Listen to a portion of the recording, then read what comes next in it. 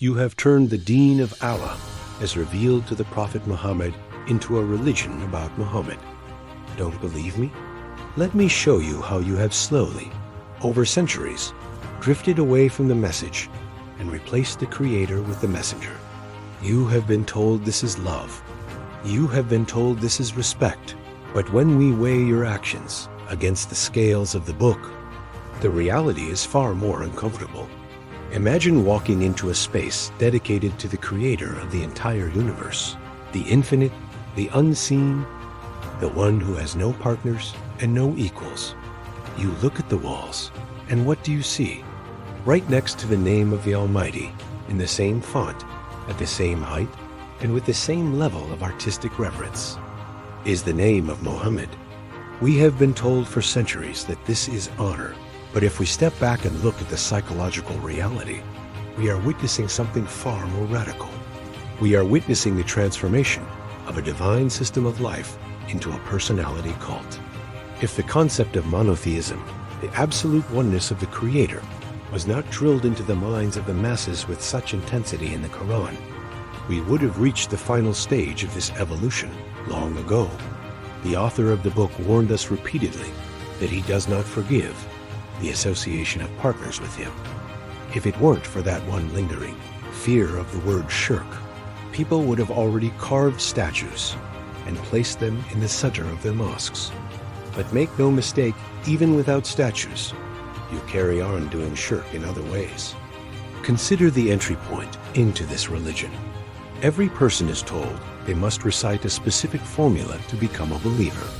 But when you search the pages of the book from start to finish, you will find that the traditional dual testimony is nowhere to be found. If you look at the actual criteria for being a believer in the Quran, it is defined by belief in God, the last day, all His messengers, His book, and righteous deeds. The Quran identifies the believers as those who submit to the Creator, not those who pass a verbal test centered on a human name. So where did this Shahada come from? Why is a human name required as a password to God? Does the Creator not know who is sincere? This ritual has become a pledge of allegiance to a person, rather than a declaration of faith to the infinite. This centering of a human name doesn't stop at the entrance. It follows the believer into their most private moments of worship. In the call to prayer, the name is shouted from the minarets. In the prayer itself, the moment you are supposed to be in contact with the King, the ritual is interrupted to send blessings upon Muhammad and his family. We are told the places of worship belong to God alone. Yet, the traditional prayer is saturated with the mention of a human name. Is the Creator not enough for you in your prayer? Do you truly believe that your connection to the divine is incomplete unless you mention a finite human being? Let's talk about the cultural bypass known as nasheeds. Traditionalists argue music is forbidden, but when it's about Him, it becomes holy.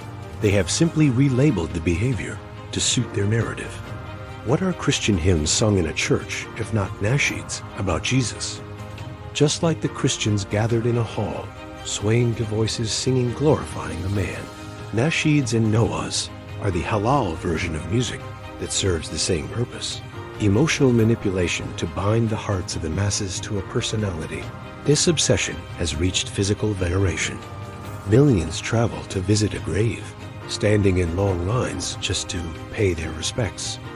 They claim they are not worshiping the man, but the emotional desperation directed toward that spot tell a different story.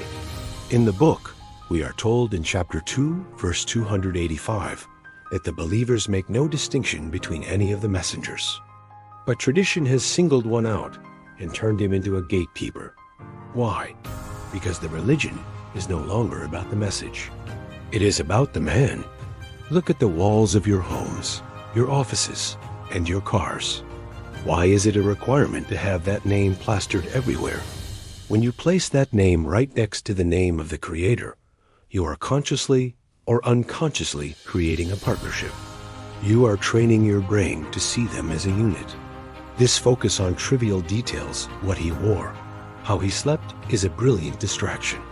While people argue over the length of a beard, they ignore the weightier matters of the book.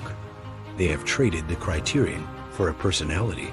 The book tells us in chapter 3, verse 144, that Muhammad is only a messenger and that others have passed before him. If he were to die or be killed, would you turn back on your heels? This question is a warning for us today. Most of the religious world has indeed turned back, moving away from the message and toward a cult of personality. The messenger himself would have been the first to condemn this. We must ask ourselves, who are we actually serving?